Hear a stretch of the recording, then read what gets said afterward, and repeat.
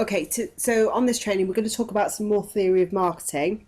However, this does really impact on what we try to do at Exceptional Thinking, and particularly on calls, on LinkedIn, on pretty much social media, on email marketing, on everything that we do. And it's all about permission-based marketing. So what do I mean by that? Permission-based marketing is a term that was coined by a guy called Seth Godin, who wrote a book about it. But all it basically means is the contact has given you permission to be contacted, called, or followed up with. So let's look at LinkedIn, because LinkedIn's a great example of permission-based marketing. So first thing we do is send out a LinkedIn connection request to them, and if they accept the connection, they've given permission. Do you see that? So automatically there's some implied permission there. But let's deepen that a little bit more. So we then send out our LinkedIn follow-up message asking them whether they'd like to have a conversation, and they agree to that. So do you see how that's even more deeper permission-based marketing? They're given permission to have that conversation. So when you call a contact, the likelihood is they'll know who you are and who the company is, and they'll be happy to talk with you further. And then if there's anything there and they agree to meet, again, that's further permission-based marketing, because they've given permission again to meet with you. So every stage there's some permission that's been gained through that conversation and that contact. And the more you sort of work on that permission and ensuring that you get that permission, then the deeper the relationship will go. So let's have a look at why do we do permission-based marketing.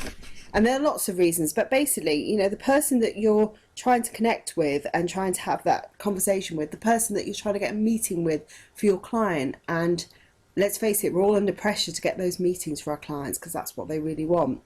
But that person that you're trying to get that meeting with is a person as well. They've got thoughts, they've got feelings, they've got fears, and they don't like to feel sold to. So the thing is, if you're booking a meeting with someone and you kind of feel, in your heart of hearts that they don't really want that meeting or haven't really agreed to it, then that's not permission based, is it? It's more that more feeling forced into that meeting, or feeling that they should do out of obligation to you.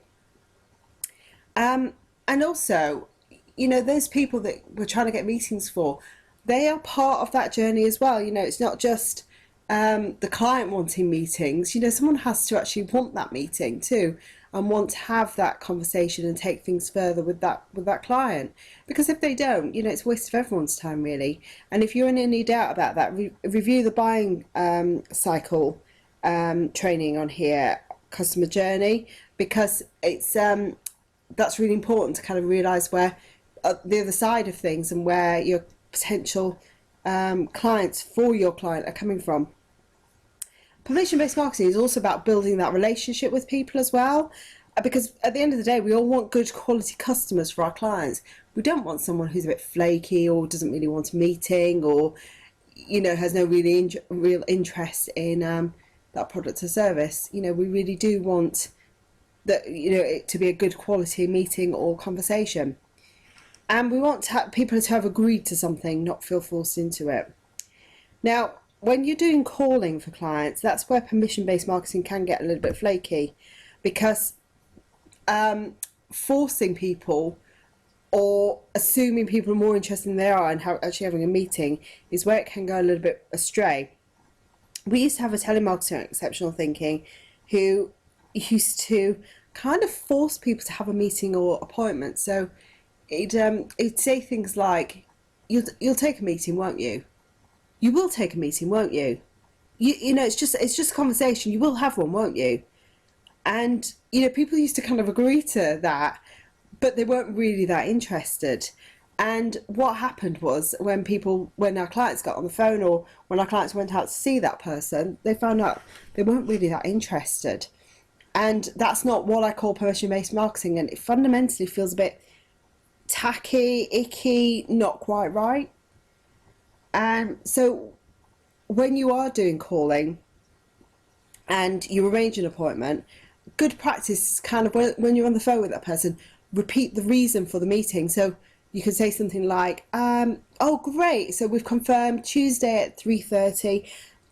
When Lynn calls you, what you'll be talking about is BASDA membership and how it might be able to help you. Is that okay? Great, fantastic. She looks forward to speaking to you then.